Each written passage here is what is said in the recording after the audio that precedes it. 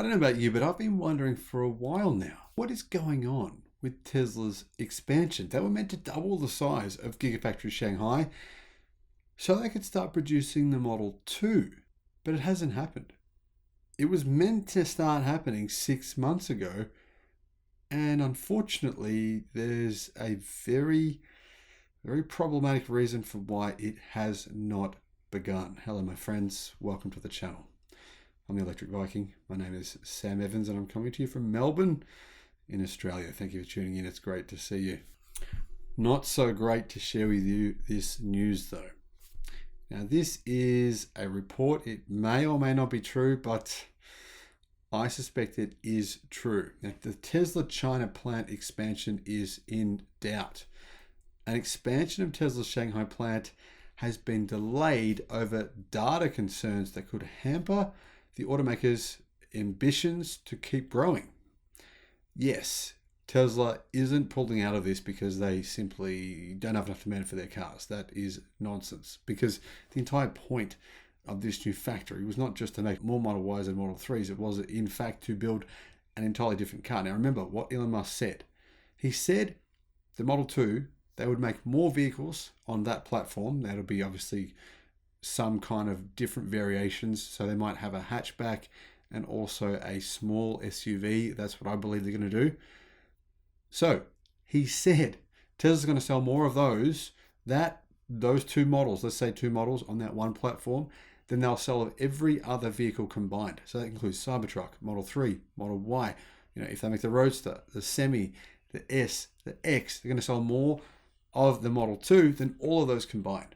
How are they going to do that? Well, clearly they have to be made primarily, not just, but primarily in China, because that is how Tesla can bring the price down. And the other reason is because, well, that's where the world's biggest car market is. Now, India has just surpassed Japan as the third largest car buying country in the world, but China is so far ahead of everyone else. The US, of course, is second. China is 27 million cars per year of a global automotive market of less than 80 million. So more than 1/3 of all the cars sold in the world are sold in China. You can see just how important this is for Tesla to really get a serious foothold in that market. Now, they need the Model 2 to do that. An expansion of the plant in Shanghai has been delayed, according to people familiar with the matter, over data concerns that risk putting a roadblock in the way of Tesla's progress. The so-called Phase 3 expansion, originally, which was meant to start mid-year, as in 6 months ago, that would have seen the plant's capacity double to more than 2 million cars per year, has, been put on hold, according to sources familiar with the matter. They weren't authorized to speak publicly and say who they were. But this is normal, common practice in China. Unfortunately, that's the way things are. Some central government officials have expressed concerns over a US company with connections to Elon Musk's internet from space initiative Starlink having such a large presence in Asia's biggest economy. This is a big problem, right? If this is true, and I suspect that it is, considering we know what China's history is, we know what Tesla's history is with China, how they have basically banned using Tesla cars in and around anywhere near government facilities because they clearly don't trust Tesla, then this is a big problem if this is true. And the reality is, there is a reason for this.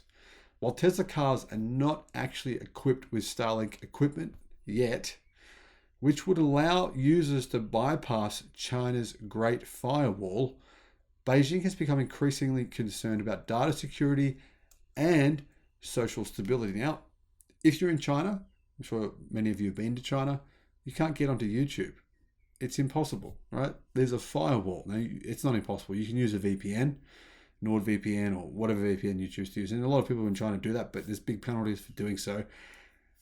It's something that's actually illegal to do in China. If you want to access Facebook, you can't access Facebook. Heaps of things are banned in China. The Chinese government, to be honest, is just went overboard. Back in 2011, on YouTube, there was videos posted about the plight of the Tibetans, and the Chinese government didn't like it, and they went, all right, screw you, YouTube, and they just banned YouTube. And they've done this to many, many different Western companies in China. So you can see China does like authoritarian rule. Tesla, they present a problem for that, because if people can use Tesla's SpaceX internet, well, China can't block SpaceX internet, right? It comes from everywhere around the world. There's no local service. It's just up in the sky. So basically they can access whatever websites they want. And China doesn't want that to happen. Now, obviously, Elon Musk is chief executive of both Tesla and SpaceX, which started launching Starlink satellites in 2019. Now, this delay coincides with growing public resentment, apparently, in China towards Tesla, with tensions between Washington and Beijing increasing, of course, over the past 12 months. Angry Tesla owners have swarmed showrooms in China, according to various media publications, over the weekend, complaining about missing out on Tesla's most recent price cuts. Tesla's vehicles were also banned from Chinese military complexes and housing compounds in early 2021 over fears about sensitive data being collected by cameras built into the vehicles. Tesla representatives in China haven't responded to this story, as is the way that, what are you going to say? Yeah, this is true. The government won't let us build it because they think we're spying on them, or they think we're going to give access to people, give them SpaceX internet. Tesla can't say this, right? It's impossible. They've got to be very, very careful about what they say publicly in China. So the first and second phases of Tesla's Shanghai plant construction and expansion are already complete. The factory, which broke ground in 2019, is now able to produce more than 1 million Model 3s and Model Ys every year after upgrades in 2022. Essentially, their current production capacity is 23,000 vehicles per week. Now, that's more than some companies produce electric cars in an entire year. So that's enormous.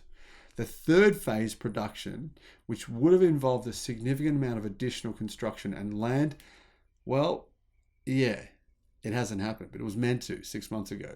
But now we know the reason why.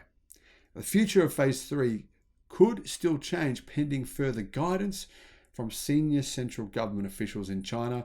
One of the people said, Tesla has the support of local Shanghai officials, but clearly the overlords, the big overlords, Yi himself, they're probably not so keen on Tesla and then becoming a behemoth in China, which is what is happening right now.